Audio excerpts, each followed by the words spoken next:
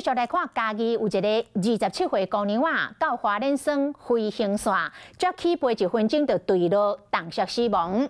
即摆，阁有网友来指控，讲伊顶个月嘛到同一间的飞行线的公司来体验，嘛是发生着坠落的意外。啊，伊较幸运，当时是徛伫咧树仔顶，双脚互树仔枝挂着伤。业者第一时间嘛无叫救护车，干那互伊2000块，叫伊家己去看医生。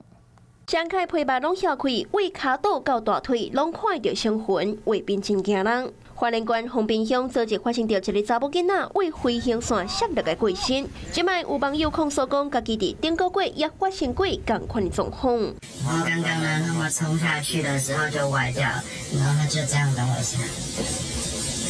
我就下去卡在树上了，吓死我！网友发文章讲，和即摆发生4个月是同一间业者，当初飞落了后动外挂，结果才飞出去2秒，就马上摔落到墙内内。管道大概是为1公1棍的管道摔落到半山腰，双脚护手机过一日是皮肉拢裂开，伫树顶卡20分钟，被救落来了后，搁行10几分钟，一直行到点啊家路。过程中业者拢无叫救护车，网友认为讲业者是因为搁有后一组人客，无想要互人客。 惊着来促销，最后干那给2000块给伊。我们说哦，这边怎样突然而已，那我们那时候因为也比你们多走，我们就好。那讲到后来，结果是我们是带他去医院。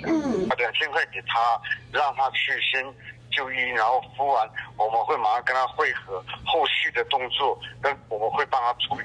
业者赔回讲，唔是人客所讲的拢无来关心，保险赔偿的程序也拢在进行当中。民众认为当港的方向唔对，所以原起飞，致使着意外发生。严格业者有不同看法。影片都很清楚，他没有配合教练的指示，他没有跑，所以呢就造成这个。 不几个业者被查出无经营的许可证，如今出人命，引发着争议。教育处今日回应讲，有配合稽查场地，是讲违规业者出这种死亡的悲剧，嘛去影响到花莲飞行线的产业。Hello， 我是陈雅玲。想要抢先掌握最及时的新闻资讯吗？赶快订阅、按赞、开启小铃铛，锁定华视新闻 YouTube 频道。